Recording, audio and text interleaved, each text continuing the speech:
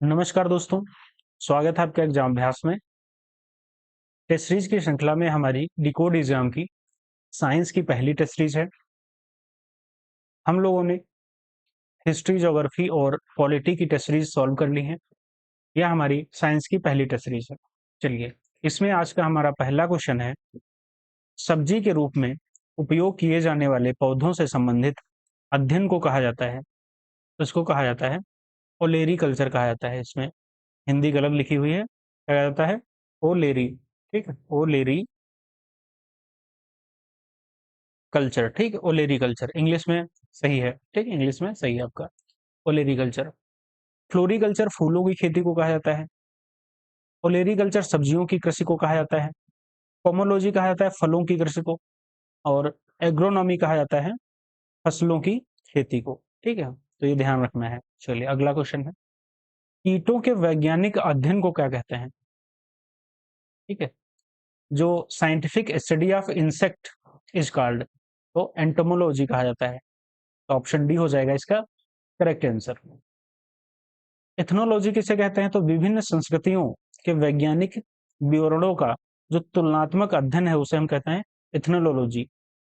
Ethology कहा किसको कहा जाता है, तो मानव सहित सभी जंतुओं के व्यवहार का अध्ययन उसे कहा जाता है इथोलॉजी। इक्थियोलॉजी किसे कहा जाता है, तो मत्स्य की संरचना, कायरकी इत्यादि का अध्ययन उसे हम कहते हैं इक्थियोलॉजी। एंटोमोलॉजी कहा जाता है कीटों का वैज्ञानिक अध्ययन, उसे कहा जाता है एंटोमोलॉजी। ठीक है, ध्यान रखना है। चलिए, अगला क्वेश्चन देखेंगे। इसमें बताया है, निम्नलिखित में से कौन सही नहीं है। बायोनोमिक्स, बायोनोमी और जननांकिकी, और ये लिखा हुआ है मैलोकोलॉजी। ठीक है, मैलोकोलॉजी।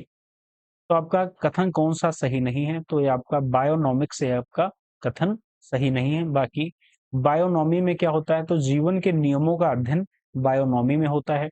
जननांकी मानव जनसंख्या एवं मानव जाति के महत्वपूर्ण आंकड़ों का अध्ययन जननांकी में करा जाता है। और मैलाकोलॉजी में क्या करा जाता है, तो मैलाकोलॉजी में मोलस्का और इनके सेल्स जो खोल होती हैं उनका अध्ययन करा जाता है। तो ये ध्यान रखना है इसमें। चलिए, अगला क्वेश्चन है हमारा, अच्छा, बायोनिक्स में क्या करा जाता है, तो जैविक जगत में होने वाले कार्य, गुण एवं पद्धति का अध्ययन एवं उनके अजैव तंत्र पर इसका प्रयोग करते हैं। बायोनॉमिक्स में क्या होता है, तो जीवधारियों का उनके वातावरण के साथ संबंध का अध्ययन करा जाता है बायोनॉमिक्स में। ये ध्यान रखना है। चलिए, अगले क्वेश्चन में बढ़ते हैं। टेरोटोलॉजी, टेरोटोलॉजी में क्या होता है, तो इसमें बताना है सही कौन सा है। तो ये तो आपका गलत हो जाएगा। इसमें ऑप्शन बी सही है। क्या सही है, बी ऑप्शन सही है, जेरोंटोलॉजी। जेरोंटोलॉजी में क्या करा जाता है, तो वृद्धावस्था एवं काल प्रभावन के सामाजिक, मनोवैज्ञानिक तथा जैविक पहलुओं के अध्ययन की जो विधा होती है वो जेरोंटोलॉजी में होती है। चलिए, इसकी व्याख्या हम लोग पढ़ते हैं। तो टेरोंटोलॉजी में क्या होता है, तो शारीरिक विकास में आने वाली असमानताओं का जो अध्ययन होता है वो टेरोंटोलॉजी में होता है। और ऑन्कोलॉजी में क्या होता है, तो चिकित्सा विज्ञान की वह शाखा है जिसके अंतर्गत कैंसर से संबंधित ट्यूमर का अध्ययन किया जाता है, उसे हम ऑन्कोलॉजी में देखते हैं। और ऑर्निथोलॉजी में क्या होता है, जंतु विज्ञान की वह शाखा है जिसके तहत पक्षियों का अध्ययन करा जाता है, ऑर्निथोलॉजी में होता है। किसमें, ऑर्निथोलॉजी में होता है। चलिए, अगले क्वेश्चन पे बढ़ते हैं, जिसमें बताना है कि कौन सी जोड़ी सही सुमेलित है। इसमें आपका पीसी कल्चर जो है वो मछली पालन से संबंधित है, आपका करेक्ट आंसर है। बाकी सभी क्या है, इनकरेक्ट हैं। चलिए, इसमें देखेंगे क्या है, तो फिलोलॉजी में क्या होता है, तो भाषा की संरचना एवं विकास का जो इतिहास है उसका अध्ययन करते हैं। भाषा की संरचना और उसका जो विकास का जो इतिहास है उसकी जो अध्ययन है वो हम फिलोलॉजी में करते हैं, फिलोलॉजी में करते हैं। अगला क्या है, लेक्सिकोग्राफी। क्या है, लेक्सिकोग्राफी। लेक्सिकोग्राफी में क्या है, तो शब्दकोश का जो संकलन है वो हम लोग लेक्सिकोग्राफी में देखते हैं। सेरीकल्चर में क्या है, तो सेरीकल्चर में कच्चे रेशम के उत्पादन हेतु जो रेशम कीट है उसका जो पालन करते हैं उसे हम सेरीकल्चर कहते हैं। रेशम सेरी, इससे आप रिलेट कर सकते हैं ट्रिक से। चलिए अगले क्वेश्चन पे बढ़ते हैं। सूची 1 को सूची 2 से सुमेलित करना है। तो सोरोलॉजी, सोरोलॉजी, ओरोलॉजी, ऑर्निथोलॉजी और पैलिनोलॉजी। ठीक है, पैलिनोलॉजी। ऑर्निथोलॉजी में अभी हमने देखा था क्या था, ऑर्निथोलॉजी में था पक्षी, पक्षियों का जो अध्ययन था वो हमने देखा था, ऑर्निथोलॉजी में था। तो इसमें 2 ऑप्शन तो कट गए, आपका सी का 3 जो है, ये 2 ऑप्शन कट गए, बचे आपके 2 ऑप्शन। ठीक है, इसमें बताया डी का 1 है। तो पैलिनोलॉजी में आपका क्या हो जाएगा, पराग के कणों का अध्ययन हो जाएगा, पराग के कणों का अध्ययन हो जाएगा। ओरोलॉजी और सोरोलॉजी में हम लोग देखते हैं, ओरोलॉजी और सोरोलॉजी में क्या है। चलिए, ओरोलॉजी में आपका पर्वतों का अध्ययन है, ओरोलॉजी में आपका पर्वतों का अध्ययन है, तो क्या हो जाएगा, बी का 3 हो जाएगा। तो ऑप्शन इसका 4 क्या हो जाएगा, ऑप्शन सी इसका क्या हो जाएगा करेक्ट आंसर। सोरोलॉजी में आपका रुधिर सीरम का अध्ययन है, सोरोलॉजी में। ठीक है, ध्यान रखना है, सोरोलॉजी में आपका है सीरम का अध्ययन है, जो स्टडी ऑफ सीरम। तो इसका ऑप्शन सी हो जाएगा इसका करेक्ट आंसर। सोरोलॉजी में रुधिर सीरम का अध्ययन है, ओरोलॉजी में पर्वतों का अध्ययन है, ऑर्निथोलॉजी में पक्षियों का अध्ययन है, पैलिनोलॉजी में आपका पराग कणों का अध्ययन है। चलिए अगले क्वेश्चन पे चलते हैं। बताया गया है कि विकास के उत्परिवर्तन सिद्धांत को किसने दिया था। तो दिया था डी ब्रीज ने, डी ब्रीज ने दिया था। चलो, उत्परिवर्तन का जो सिद्धांत है ह्यूगो डी ब्रीज द्वारा प्रतिपादित किया गया। उनके अनुसार नई जीव जातियों की उत्पत्ति में छोटी छोटी एवं स्थिर विभिन्नताओं के प्राकृतिक चयन द्वारा पीढ़ी दर पीढ़ी संचय एवं क्रमिक विकास के फलस्वरूप नहीं होती है, बल्कि यह उत्परिवर्तनों के फलस्वरूप होती है। इस प्रकार के उत्पन्न जाति का जो प्रथम सदस्य है उत्परिवर्तक कहलाता है। यह उत्परिवर्तित लक्षण के लिए शुद्ध नस्ल होता है, ध्यान रखना है। चलिए अगला क्वेश्चन है, आर्कियो आर्कियो पैट्रिक्स एक क्या है। तो यह है सरीसृप व पक्षी के बीच की जो कड़ी है वो है। ठीक है, ध्यान रखना है। इसमें थोड़ा क्वेश्चन कट रहा था, हमने सही कर दिया है, इसके लिए सॉरी। बाकी थोड़े बहुत जो क्वेश्चंस हैं, एक आधे क्वेश्चंस उसमें कटे हैं, बाकी आगे सही हो जाएगा। चलिए हमने सही कर दिया है। अगला क्वेश्चन क्या था हमारा, इसमें क्या होता है, इसमें जुरैसिक युग का एक सर्वपुरातन पक्षी था। यह सरीसृपों तथा पक्षियों के बीच का संयोजक जंतु था, जिसमें सरीसृपों की जो भांति की लंबी पूंछ, चोंच में दांत तथा अग्रपादों की अंगुलियों पर पंजे थे। फिर भी यह पक्षी था, क्योंकि इसके अग्रपाद उड़ने के लिए पंखों में रूपांतरित हो चुके थे, ध्यान रखना है। ठीक है, चलिए अगले क्वेश्चन में चलते हैं। विकास के मुख्य कारक थे, तो विकास के जो मुख्य कारक थे, प्राकृतिक वर्ण, ये विकास का मुख्य कारक। चार्ल्स डार्विन का मत था कि प्राकृतिक क्रमिक परिवर्तन के द्वारा अपना विकास करती है। डार्विन के विकासवाद के सिद्धांत के अनुसार प्राकृतिक चयन विकास के बुनियादी तंत्र में से एक है, ये ध्यान रखना है। ठीक, चलिए अगला क्वेश्चन है, आधुनिक वर्गीकरण के पिता कौन कहलाते हैं। आधुनिक वर्गीकरण के पिता लीनियस कहलाते हैं। कौन, लीनियस। जीव विज्ञान की वह शाखा जिसके अंतर्गत जीव जातियों को उनकी समानताओं और असमानताओं के आधार पर छोटे बड़े समूहों में बांटा जाता है, जिसे वर्गीकी कहते हैं। कैरोलस लिनियस ने जीव जातियों के नामकरण हेतु द्विपद नामकरण की एक पद्धति बनाई। उन्हें आधुनिक वर्गीकरण का पिता भी कहा जाता है। इसे तो कैरोलस कैरोलस लीनियस को, ठीक है, ये ध्यान रखना है, कैरोलस लीनियस को। अगला क्या है क्वेश्चन, सबसे बड़ा स्तनपायी कौन सा है। तो सबसे बड़ा स्तनपायी आपका है व्हेल। मैमल्स की बात करी जा रही, तो सबसे जो लार्जेस्ट मैमल है वो आपका व्हेल है। व्हेल की जो लंबाई है, इसकी लंबाई 33 मीटर से भी अधिक तथा वजन में 180 मीट्रिक टन से भी अधिक हो सकता है। व्हेल की के बारे में हम बात कर रहे हैं। तो ये पृथ्वी पर पाया जाने वाला सबसे बड़ा स्तनपायी जीव है। निम्नलिखित में कौन मछली है? इसमें बताना है कि कौन मछली है। तो जो कैट फिश है, ये आपकी मछली है। कुछ जंतुओं के नाम मछलियों के नाम से मिलते जुलते हैं, परंतु में वास्तविक मछलियां नहीं है, जैसे jelly fish, star fish, silver fish, cuttle fish, Hague fish, devil fish और क्रेफिश इत्यादि। ये मछलियां नहीं है। फिर अगला क्वेश्चन है, बताना है इनमें से कौन सा स्तनपायी है।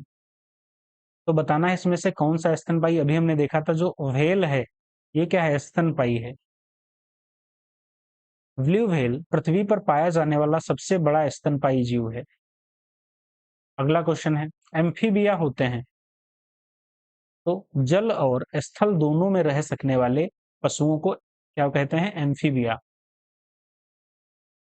एम्फीबिया अर्थात उभयचर वर्ग के अंतर्गत ऐसे जंतु आते हैं जिनका शरीर जलीय एवं स्थलीय दोनों प्रकार के जीवन के लिए उपयोजित होता है। ये जंतु असमपाती असमतापी होते हैं, जिनके शरीर का तापमान वातावरण के अनुसार घटता बढ़ता रहता है, जैसे मेढक, टोड आदि। ध्यान रखना है। चलिए अगले क्वेश्चन में चलते हैं।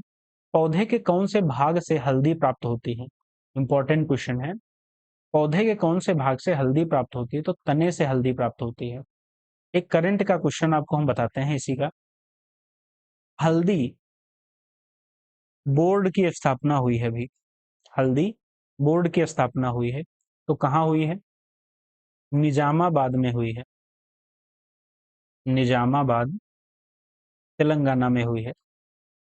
तेलंगाना में हुई है हल्दी बोर्ड की स्थापना। भारत में सबसे ज्यादा प्रोडक्शन हल्दी का सबसे ज्यादा प्रोडक्शन होता है भारत में, ये ध्यान रखना है। चलिए ये करंट का क्वेश्चन है, आ सकता है किसी ना किसी सेट में।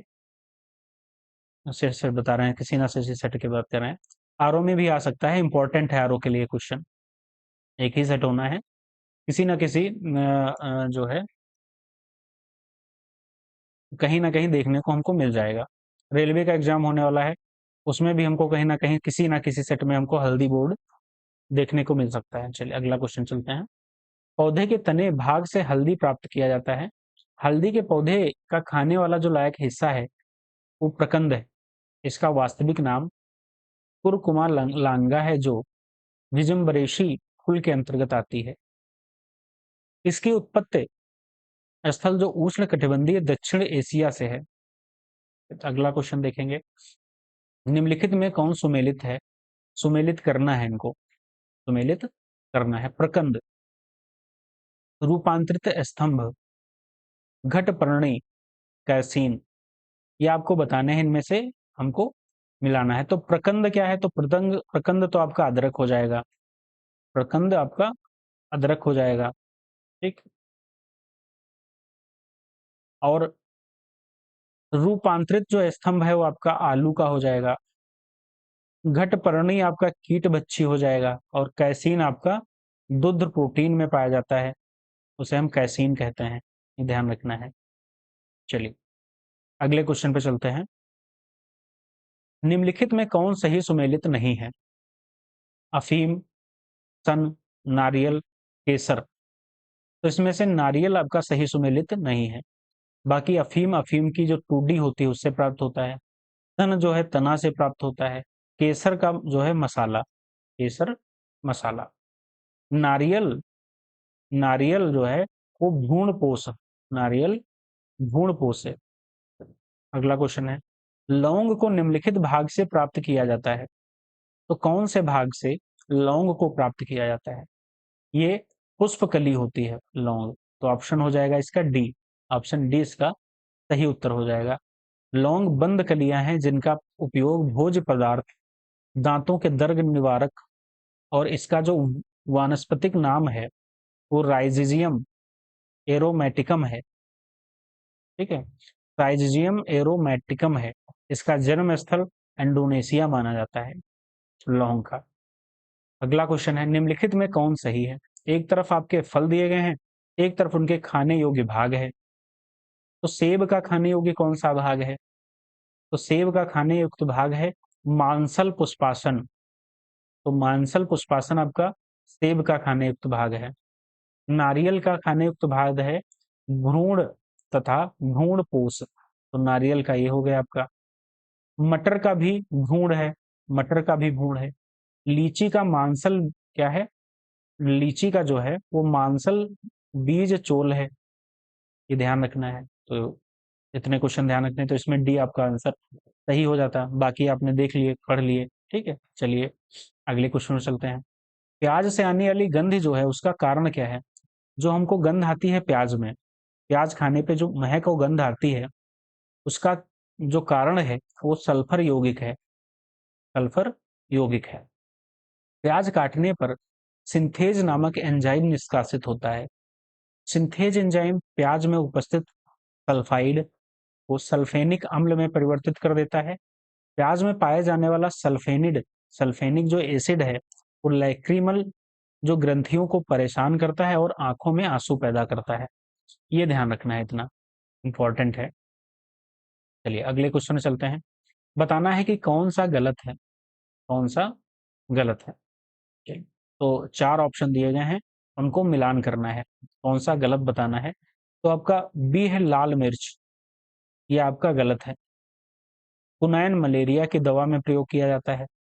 शहतूत सोरोसिस और मटर जो है साक।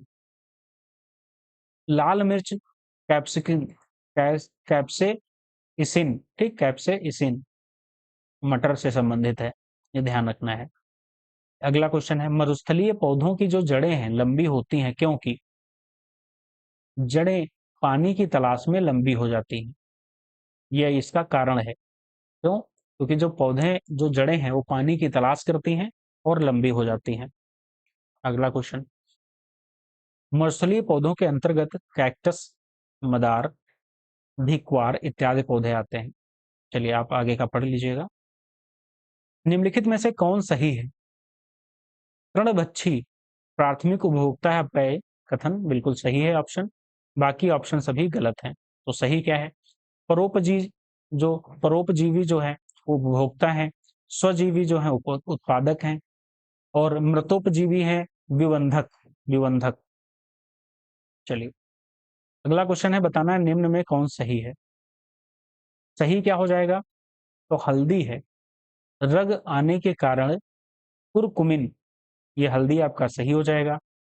रंग जो आने का कारण है, रग लिखा है, रंग आने का जो कारण है वो, सेब में रंग आने का कारण है एंथोसाइनिन, टमाटर में लाइकोपीन, पपीता में कैरिका जैंथिन और हल्दी में कुरकुमिन, ये रंग आने का कारण है। हल्दी का जो पीला रंग है वो कुरकुमिन के कारण होता है, टमाटर का जो लाल रंग है वो लाइकोपीन के कारण होता है, ये ध्यान रखने हैं।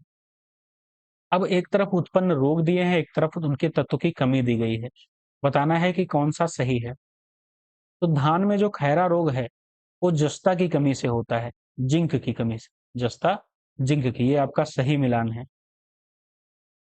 मक्का में जो विटकली रोग है वो जस्ता की कमी से, जस्ता होता है जिंक, जेडेन। खैरा जो रोग होता है धान में वो जस्ता की कमी से। यहाँ पे 2 क्वेश्चन बन रहे हैं। देखो यहाँ पे रोग और किसमें लगता है, तो विटकली रोग मक्का में लगता है, इसकी कमी से जस्ता की कमी से। यहाँ पे हमको 2 आंसर हमको मिल रहे हैं। धान में खैरा रोग लगता है, इसकी कमी से, जस्ता की कमी से। ज्वार में जहरीलापन रोग लगता है, इसकी कमी से, तो प्रूसिक अम्ल की कमी से।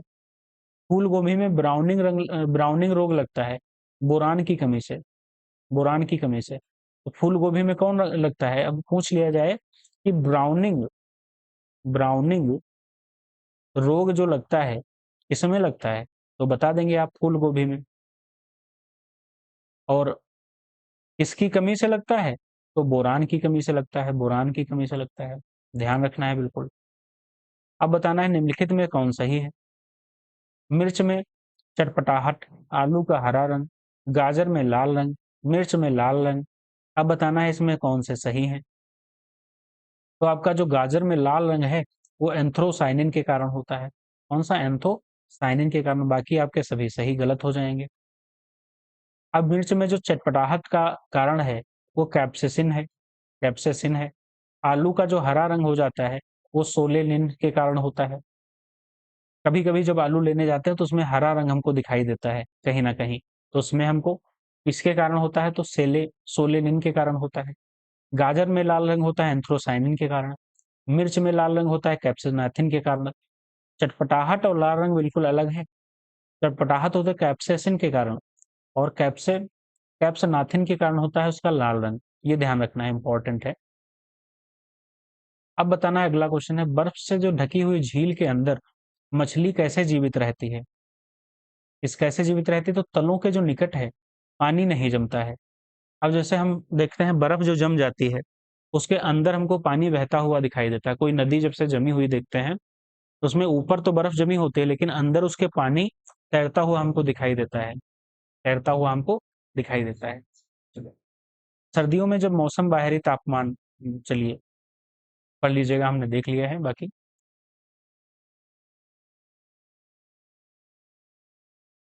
अफीम पाया जाता है बिना पके फल के लैटेक्स से।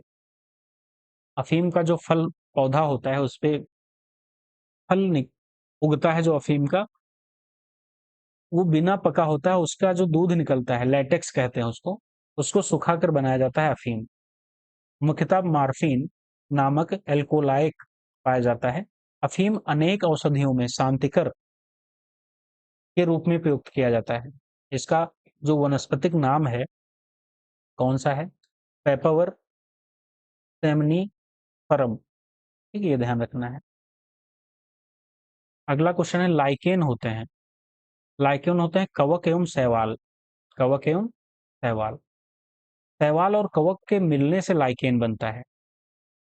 कवक एवं शैवाल के जो मिलने से लाइकेन बनता है। कार्बनिक भोजन में बदले में कवक घटक शैवाल को जल व खनिज उपलब्ध कराते हैं। ये ध्यान रखना है आप। अधिकांश कवक की कोशिका भित्ति किसी किसकी बनी होती है? तो वो बनी होती है काइटिन की। इसकी काइटिन की बनी होती है। निम्नलिखित में कौन सही है बताना है। दही, दही में स्ट्रो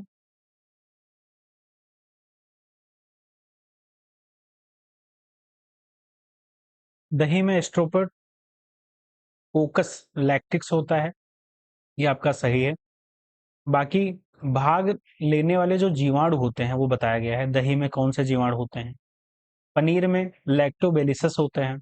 मक्खन में सेम होते हैं जो दही में होते हैं, स्ट्रोटोकोकस। और तंबाकू में किण्वन क्रिया होती है, तो ये ध्यान रखना है। ट्यूरिंग चाय उद्योग में माइक्रोकोकस कैंडिडेंस द्वारा चाय की जो पत्तियों पर किण्वन क्रिया द्वारा ट्यूरिन किया जाता है। इस क्रिया द्वारा चाय की पत्तियों में विशेष स्वाद आ जाता है, ये ध्यान रखना है। अगला क्वेश्चन है, वायुमंडलीय नाइट्रोजन को मृदा में स्थिर करने वाले असहज जीवी क्या होते हैं? जो असहज जीवी होते हैं वो जीवाणु कौन है? कौन से जीवाणु हैं? तो ये सभी जीवाणु हैं, उपयुक्त सभी इसमें आंसर होगा। माइको बैक्टीरियम, केजुराइना, एरोरा जाइब एरोरा एरो राइजोबियम और एजोटोबैक्टर और क्लास्ट्रिडियम जीवाणु। तो ये ध्यान रखने हैं, तीनों आपके हो जाएंगे। वायुमंडलीय नाइट्रोजन को मृदा में स्थिर करने वाले जो असहजीवी जीवाणु हैं वो आपके ये हैं, आप पढ़ लीजिएगा, ठीक है, याद कर लीजिएगा। अगला क्वेश्चन है, जैव कोशिका का कौन सा भाग पावर हाउस कहलाता है? तो आपका माइटोकॉन्ड्रिया आपका जो है वो पावर हाउस कहलाता है। माइटोकॉन्ड्रिया बैक्टीरिया तथा नीले हरे शैवालों की कोशिकाओं को छोड़कर पौधों तथा जंतुओं की समस्त जीवित कोशिकाओं में पाए जाते हैं। अगला क्वेश्चन है, जंतु कोशिका में किसका अभाव होता है?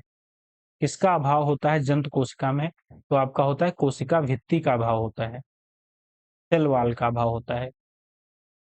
पादप कोशिका जंतु कोशिका से भिन्न होती है क्योंकि इसकी कोशिका में बाह्य आवरण कोशिका कहलाता है। चलिए अगला क्वेश्चन है, कोशिका सिद्धांत किसके द्वारा प्रतिपादित किया जाता है? तो स्लाइडेन तथा श्वान के कारण क्लाइडन तथा श्वान के कारण कोशिका का सिद्धांत प्रतिपादित किया गया था। चलिए, निम्नलिखित में से किसे आत्मघाती थैली कहा जाता है? तो लाइसोसोम को कहा जाता है आत्मघाती थैली। अनुवांशिकता की खोज किसने की थी? जेनेटिक्स। तो जेनेटिक्स की खोज किसने की थी? तो ग्रेगर जॉन मेंडल ने की थी जेनेटिक्स की खोज। ग्रेगर जॉन मेंडल ने इन्हें अनुवांशिक विज्ञान का जनक भी कहा जाता है। अनुवांशिकता की मूलभूत इकाई क्या है? तो जीन है। क्या है? जीन्स।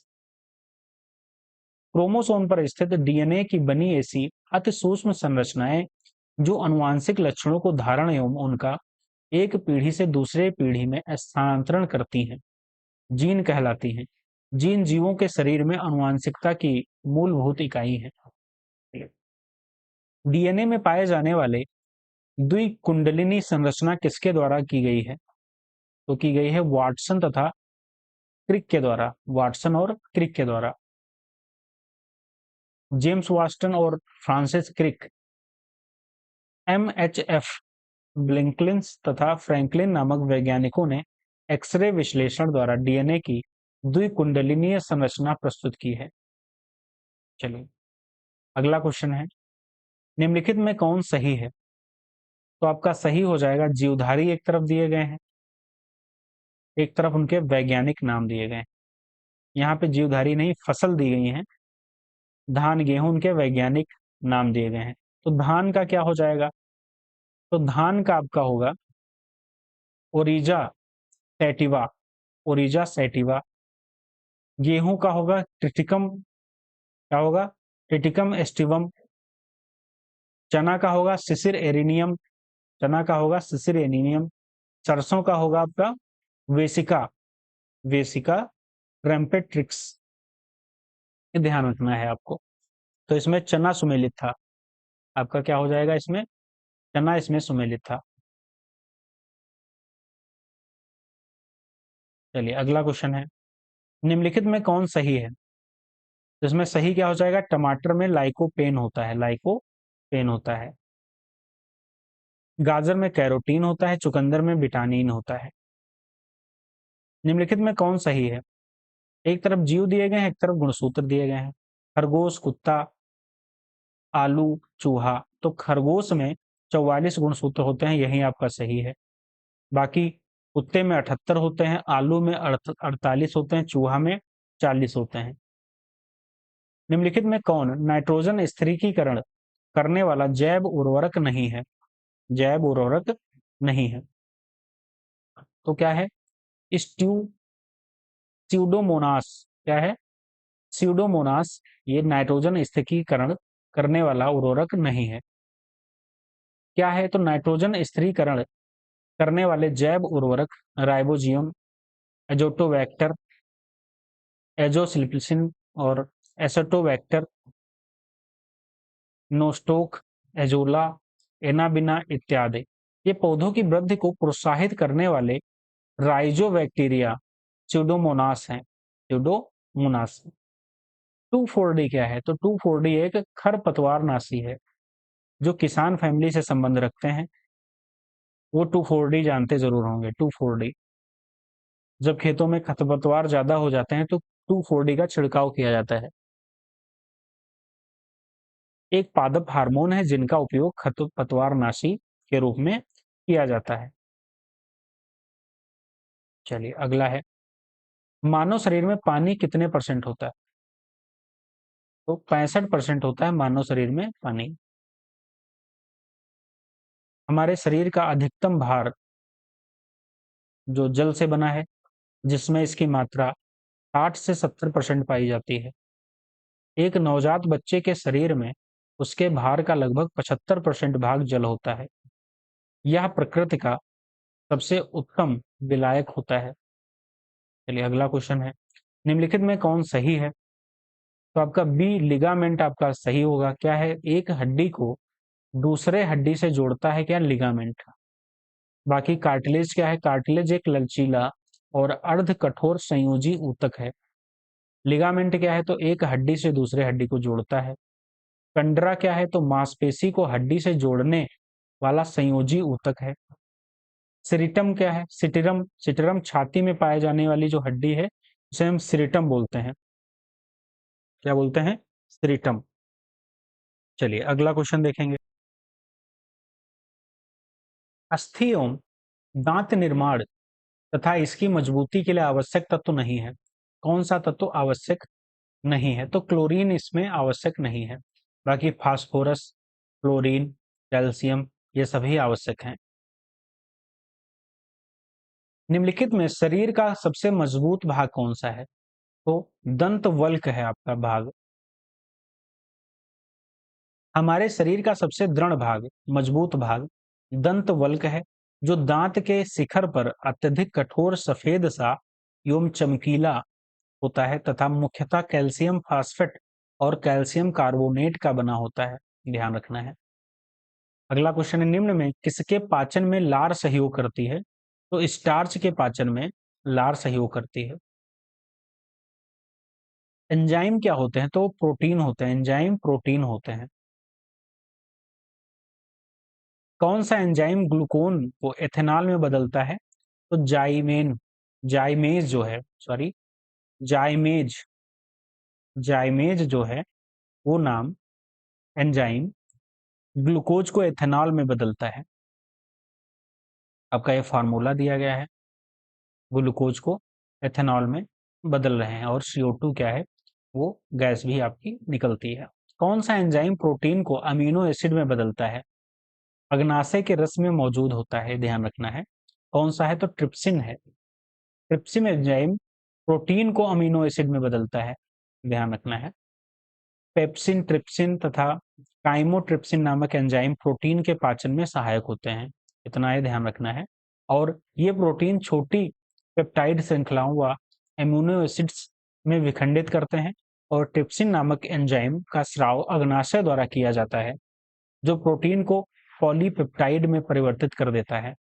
अग्नाशय के रूप में ट्रिप्सिन एंजाइम मौजूद होता है, जो प्रोटीन को अमीनो एसिड में बदल देता है। बिल्कुल ध्यान रखना है। मानव शरीर की दूसरी सबसे बड़ी ग्रंथि कौन सी है? सो दूसरी सबसे बड़ी जो ग्रंथि है वो आपकी अग्नाशय है। क्या है? अग्नाशय। अग्नाशय मानव शरीर की दूसरी बड़ी ग्रंथि है। यह एक मिश्रित ग्रंथि है जिसमें एक साथ अंतःस्रावी एवं बहिःस्रावी दोनों प्रकार के भाग पाए जाते हैं। इसमें हार्मोन्स तथा पाचक रस का स्राव होता है। इसके पाचक रस को अग्नाशय रस भी कहते हैं तथा यह क्षारीय होता है, ध्यान रखना है। इसमें कार्बोहाइड्रेट, वसा एवं प्रोटीन को पचाने के लिए एंजाइम होते हैं। चलिए अगला क्वेश्चन है, एक तरफ सूची एक, दूसरी सूची में मिलान करना है। मिलान करना है तो विटामिन क्या है? तो विटामिन एस्कॉर्बिक अम्ल से संबंधित हैं, ये आपको मिलान में सत्य है बिल्कुल। विटामिन क्या है? एस्कॉर्बिक अम्ल से संबंधित है। एंजाइम क्या है? तो एंजाइम आपका इजिप्शियन से संबंधित है और हार्मोन आपका है ऑक्सीटोसिन से संबंधित है। प्रोटीन कैरेटिन से संबंधित है। चलिए तो इसका ऑप्शन क्या हो जाएगा? ए आपका आंसर सही हो जाएगा। निम्नलिखित में कौन सही है? तो इसमें बताना है कि कौन सही है। अभी हमने देखा था प्रोटीन क्या था? कैरेटिन। प्रोटीन कैरेटिन था। तो इसमें सही है फल शर्करा, फ्रक्टोज। फल में जो चीनी पाई जाती है, शर्करा पाई जाती है, उसे हम फ्रक्टोज कहते हैं। तो यही आपका सही बिल्कुल हो जाएगा, ऑप्शन बी हो जाएगा। स्टीविया क्या है? तो प्राकृतिक क्या है? स्वीटनर है। प्राकृतिक स्वीटनर है स्टीविया। विटामिन कैरोटीन और प्रोटीन कैरेटिन ये बहुत कॉमन मतलब वर्ड है, ध्यान रखने हैं आपको।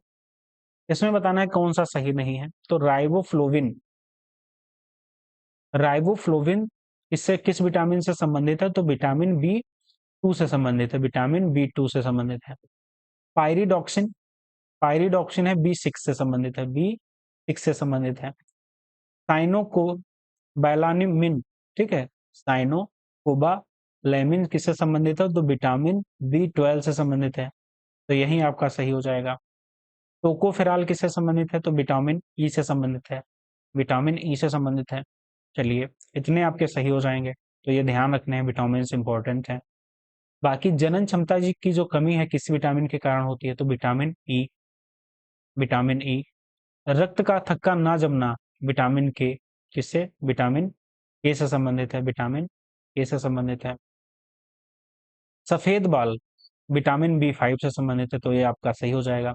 जीरोथैल्मिया किससे संबंधित है, तो विटामिन ए से संबंधित है, विटामिन ए से, ये ध्यान रखने हैं।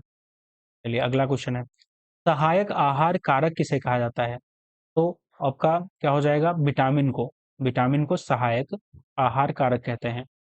ये कार्बनिक यौगिक और महत्वपूर्ण पोषक तत्व हैं जिनकी एक जीव को सीमित मात्रा में आवश्यकता होती है। एक कार्बनिक रसायन यौगिक को विटामिन कहा जाता है।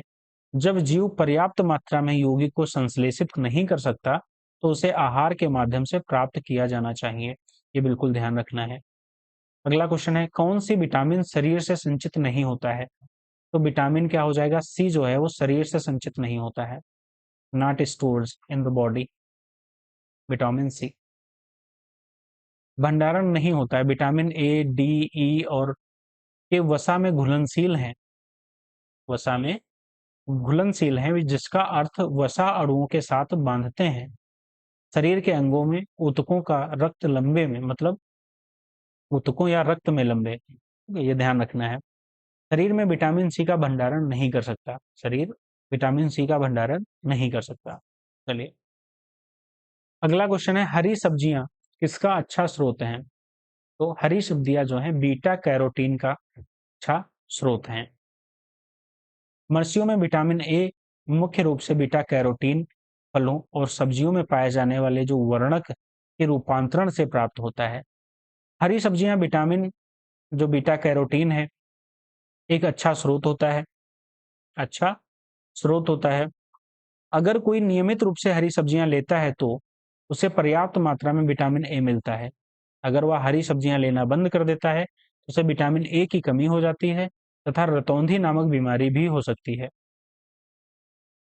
अगला क्वेश्चन है, कैसिन क्या है, तो कैसिन क्या है, तो यह है प्रोटीन।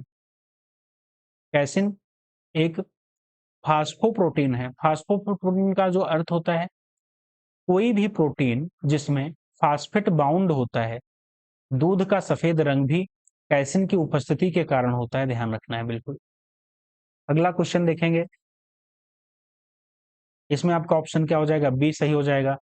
एक आपका क्या हो जाएगा, दो दो हो जाएगा, क्या हो जाएगा, बाल में क्रिएटिन पाया जाता है।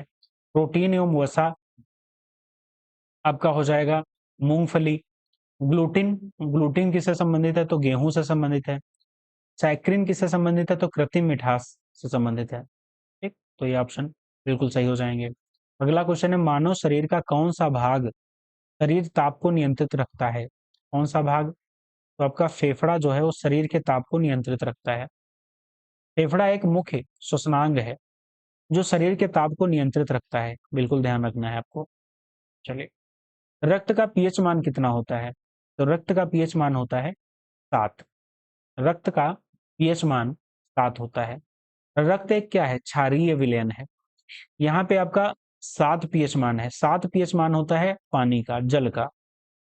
इससे जो कम होते हैं, कम वाले, वो सभी होते हैं एसिडिक, ठीक, एसिड होते हैं। और जो 7 से ज्यादा होते हैं वो सभी क्या होते हैं, बेस होते हैं, बेस होते हैं। इसे हम अम्लीय कहेंगे, अम्ल।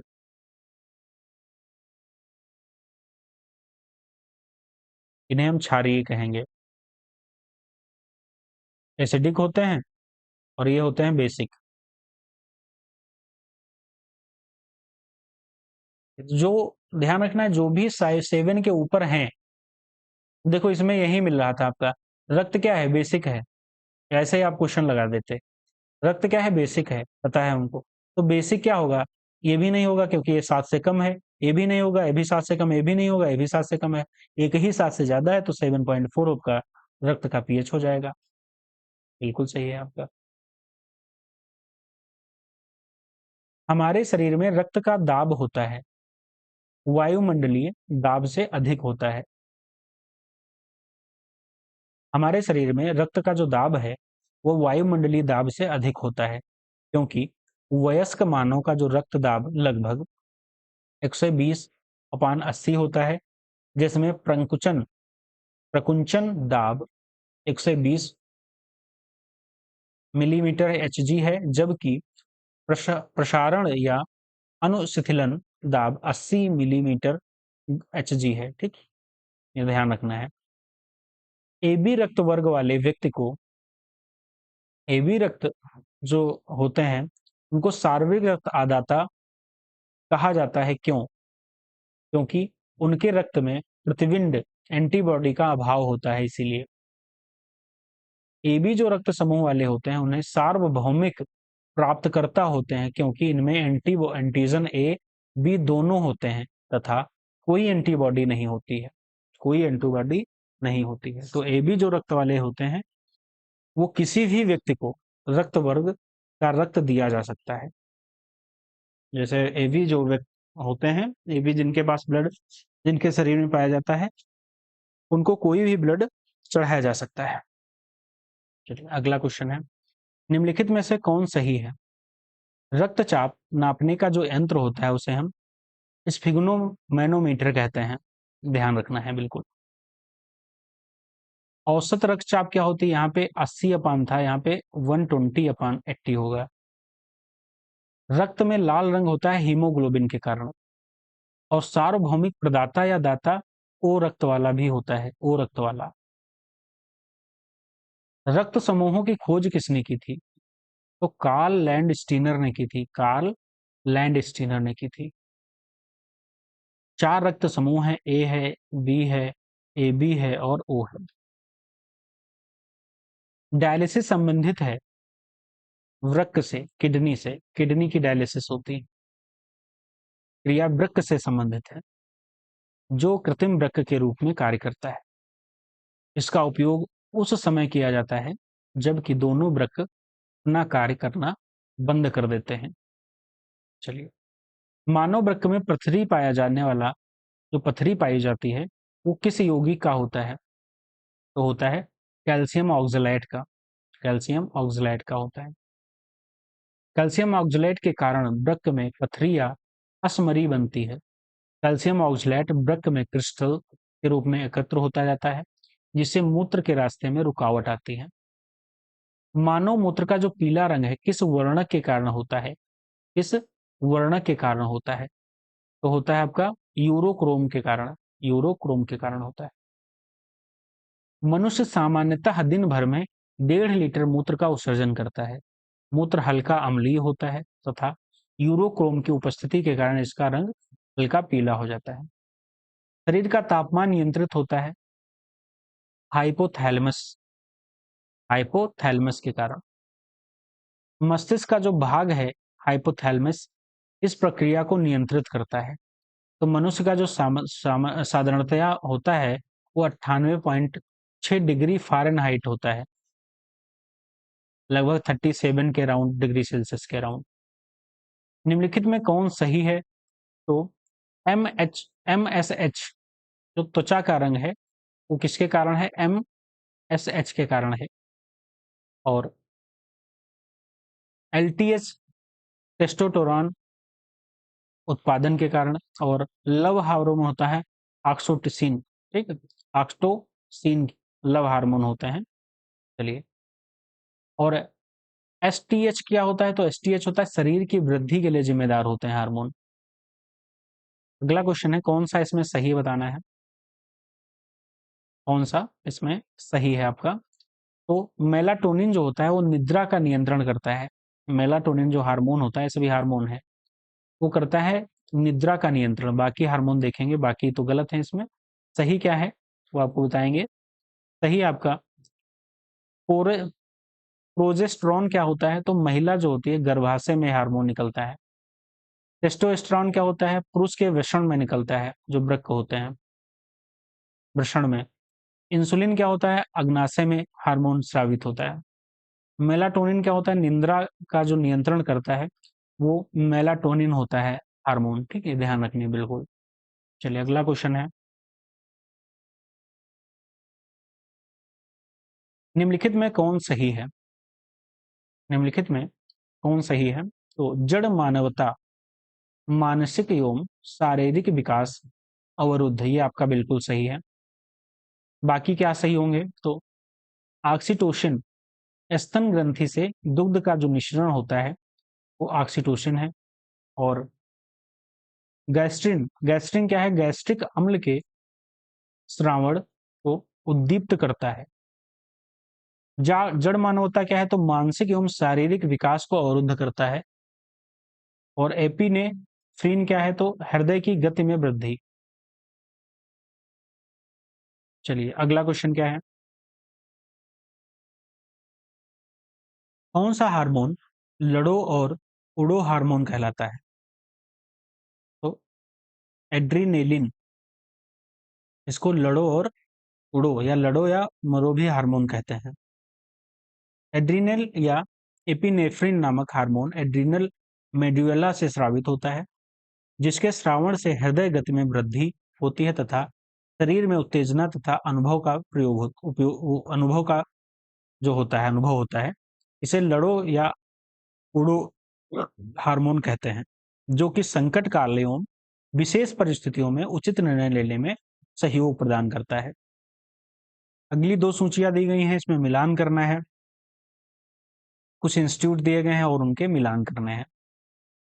चलिए हम देख लेंगे। तो national botanical research institute Lucknow में है, और Indian institute of sugar technology Kanpur में है।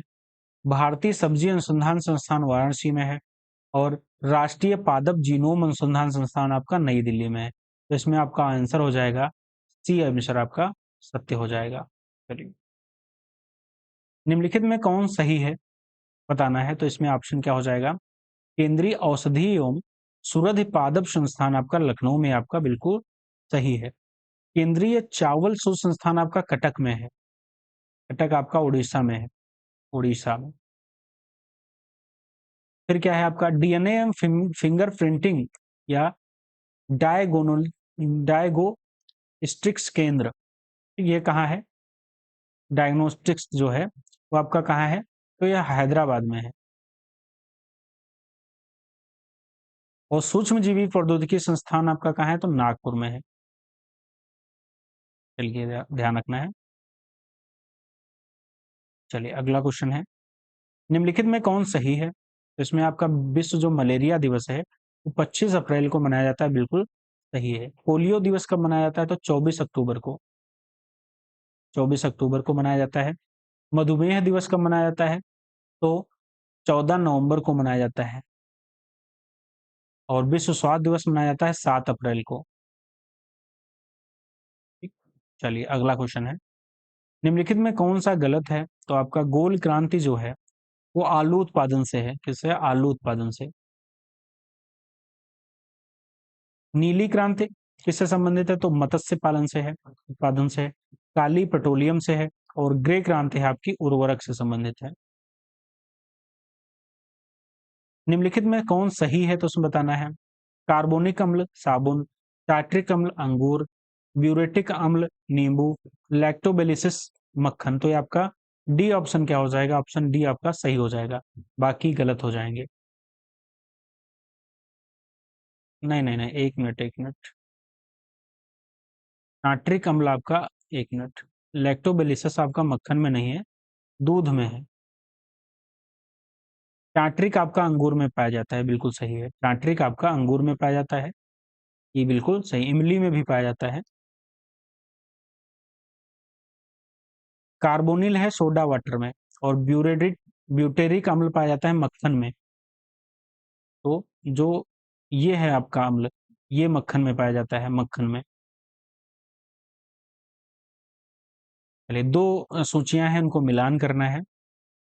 हड्डियों में उपस्थित यौगिक, साइट्रिक अम्ल, वैश्विक तापमान, और वेलिसस फूरिनाजेसेंस। ठीक। तो साइट्रिक अम्ल किस में पाया जाता है? साइट्रिक अम्ल आपका नींबू हो जाएगा, तो बी का 1 हो जाएगा। तो बी का 1 आपका एक ही उसमें सही है, तो आपका बी आंसर आपका सही हो जाएगा। हड्डियों में उपस्थित यौगिक क्या है आपका? कैल्शियम फास्फेट है। और वैश्विक तापन क्या है? तो वैश्विक तापन आपका हो जाएगा कार्बन डाइऑक्साइड। और वेलिसस आपका हो जाएगा जैविक कीटनाशक। कौन सा वनस्पति तेल हृदय रोगियों के लिए उपयुक्त है? इसमें से कौन सा तेल है आपका जो हृदय रोग हैं उनके लिए उपयुक्त है? तो सूरजमुखी का जो तेल है वो हृदय रोगियों के लिए बिल्कुल उपयुक्त है। चलिए अगला क्वेश्चन है, सूरजमुखी का तेल हृदय रोगियों के लिए उपयुक्त होता है क्योंकि इसमें वसा की मात्रा बहुत कम होती है। सूरजमुखी कौन से कुल का पौधा है? तो एस्टरेसी कुल का पौधा है, ये ध्यान रखना है, कभी कभी पूछ लिया जाता है। अगला क्वेश्चन इसमें बताना है कौन सा सही है। पेसमेकर, पेसमेकर क्या करता है? तो पेसमेकर करता है हृदय गति अधिक हो जाने या कम हो जाने पर इसे सामान्य अवस्था में लाने हेतु प्रयुक्त किया जाता है पेसमेकर। बाकी इसमें सही कौन सा हो जाएगा? डी हो जाएगा, मैग्नेटिक रेजोनेंस इमेजिंग संपूर्ण शरीर में विकृति का पूर्णतः सही पता लगाने के लिए प्रयुक्त किया जाता है। चलिए अगला क्वेश्चन है, निम्नलिखित में कौन सही है? तो इसमें बताना है कौन सा सही है। तो इसमें केवल एक सही हो जाएगा, गेहूं एक उष्णकटिबंधीय पौधा है। बाकी ये दोनों गलत हो जाएंगे। तो इसका सही उत्तर क्या है पढ़ेंगे हम लोग, जिससे जिसमें 10 से 25 डिग्री तापमान की आवश्यकता होती है। 80 सेंटीमीटर तक की औसत वर्षा होनी चाहिए। 1963 में अमेरिका के राफेलर फाउंडेशन की सहायता से सोनोरा 64, सोनोरा 63 और लर्मा रोजा जैसे मैक्सिकन गेहूं प्रजाति का बीज भारत सरकार ने सर्वप्रथम आयात किया था। चलिए अगला क्वेश्चन, निम्नलिखित में कौन चावल की किस्म नहीं है? इसमें बताना है चावल की कौन सी नहीं है। तो सोनालिका, सोनालिका एक गेहूं की किस्म है। किसकी है? गेहूं की किस्म है। सोनालिका गेहूं की किस्म है। चावल की कुछ अन्य किस्में देखेंगे, साकेत, गोविंद, कावेरी, रत्ना, जया, सरजू, महसूरी, पूसा 33, बाला, करुणा, जगन्नाथ, कृष्णा, हंसा, विजय, पद्मा, माही, सुगंधा, ये सभी चावल की किस्में हैं, चावल की। बाकी गेहूं की किस्में हमने ऊपर देखी, कुछ गेहूं की किस्में हैं और सोनालिका गेहूं की किस्म है। इसमें बताना है गेहूं की किस्म कौन सी नहीं है। तो इसमें गिरजा गेहूं की किस्म नहीं है। किसकी है? मक्का की किस्म है। गेहूं की अन्य किस्म है, कंचन भी है, भवानी है, कल्याण सोना है और अर्जुन है, कुंदन, अमर, चंद्रिका, देवरत्न, देशरत्न, सोनालिका, गिरजा, गोमती, कंचन, कल्याण सोना, मैक्रोनी, ये सभी गेहूं की किस्म है। इसमें बताना है कौन भैंस की नस्ल नहीं है। जफराबादी, काल सिंधी, महसाना, भदावरी। इसमें बताना है कौन सी भैंस की नस्ल नहीं है। तो लाल सिंधी भैंस की नस्ल नहीं है। किसकी है? तो एक गाय की किस्म है। बाकी मुर्रा, भदावरी, जफराबादी, महसाना, तराई, सूरती, नागपुरी, ये सभी भैंस की किस्में हैं। किसकी हैं? भैंस की किस्में हैं। लाल सिंधी गाय की किस्म है। अगला क्वेश्चन है, मायोपिया वाला व्यक्ति देख सकता है, नजदीक स्थित वस्तु को स्पष्ट देख सकता है, जिसके मायोपिया होगा। मायोपिया या निकट दृष्टि दोष में पास की वस्तुओं को तो साफ दिखती हैं किंतु दूर की वस्तुएं धुंधली नजर आती हैं। निकट दृष्टि दोष की अवतल लेंस प्रयुक्त करके ठीक किया जा सकता है।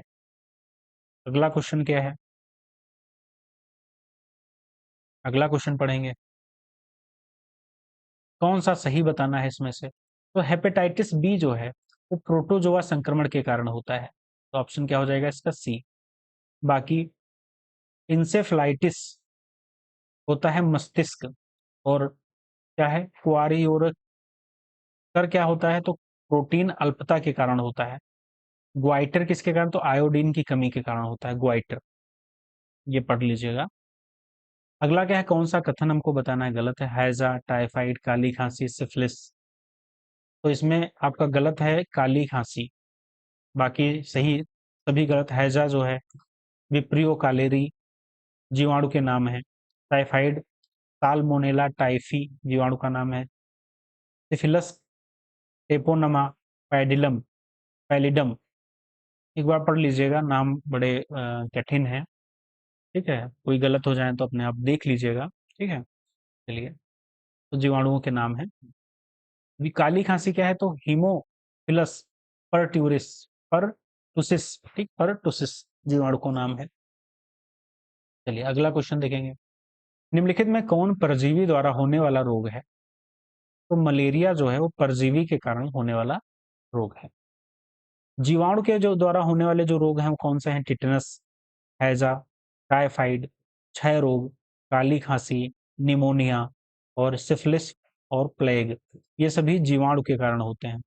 और परजीवी के कारण होते हैं कौन से? मलेरिया, पायरिया, पेचित, काला ज्वार, ये सभी क्या है आपके परजीवी के कारण होते हैं। ठीक है, चलिए अगला क्वेश्चन।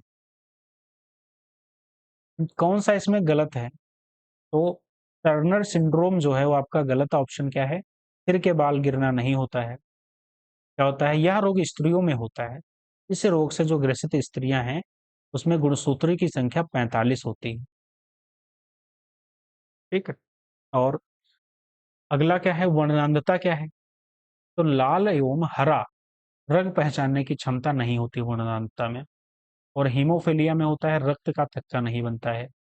और क्लीनेफेल्टर सिंड्रोम क्या होता है? तो यह सिंड्रोम पुरुषों में होता है। इस रोग से ग्रसित पुरुषों के में जो गुणसूत्र होते हैं वो 47 हो जाते हैं। अगला क्वेश्चन बताना है कौन सा सही है। तो H1 और जो H1 और N1 इससे बर्ड फ्लू से संबंधित है, या H5N1 स्वाइन फ्लू, एबोला किससे संबंधित है? तो प्राण घातक विषाणु है, आपका सही है। बाकी क्या हो जाएंगे? सभी गलत हैं। H1N1 क्या है? स्वाइन फ्लू है। H5N1 क्या है? बर्ड फ्लू है।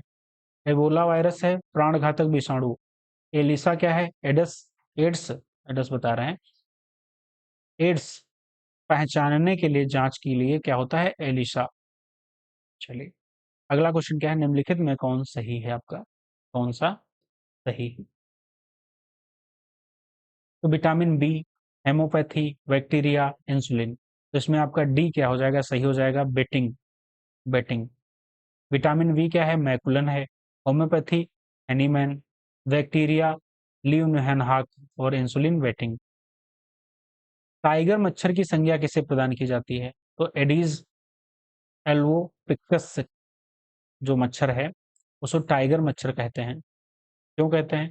तो एडीज एल्विपेक्टिस को टाइगर मच्छर की संज्ञा प्रदान की जाती है, जो पीत ज्वर जैसे रोग वाहक होता है। पीत ज्वर। एंटीबॉडी क्या है? तो एंटीबॉडी है आपका प्रोटीन। प्रोटीन एक एंटीबॉडी होता है। 98 नंबर क्वेश्चन है। किस विटामिन की कमी से फैटी लीवर का विकास होता है? कौन सी विटामिन? तो कोलिन की कमी से। कोलिन की कमी के कारण फैटी लीवर का विकास होता है।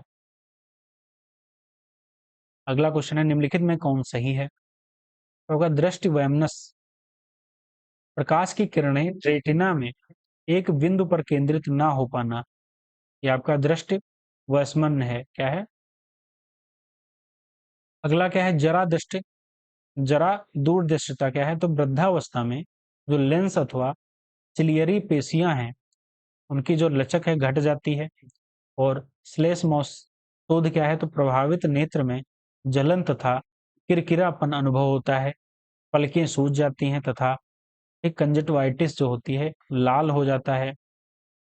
आंखों से अश्रु बहने लगते हैं। रोगी जो है प्रकाश सहन नहीं कर पाता है। चलिए अगला क्वेश्चन है, प्लांट हार्मोन और उनके जो कार्य हैं वो देखेंगे। ऑक्सिन, जिबरेलिन, साइटोकाइनिन जो है, और एब्सिसिक एसिड, उनके हम कार्य देखेंगे, उनको सूची में मिलान करना है। तो ऑक्सिन क्या है? तो शिखर प्रभुत्व। ऑक्सिन, सॉरी, हाँ। जिब्रेलिन क्या है? तो जिब्रालिन कोशिका में विस्तार करता है।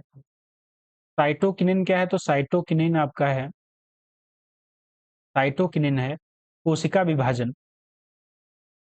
एक मिनट, हाँ, कोशिका विभाजन। और एब्सिकिक एसिड क्या है आपका? तो वृद्धि अवरोधन से है ये।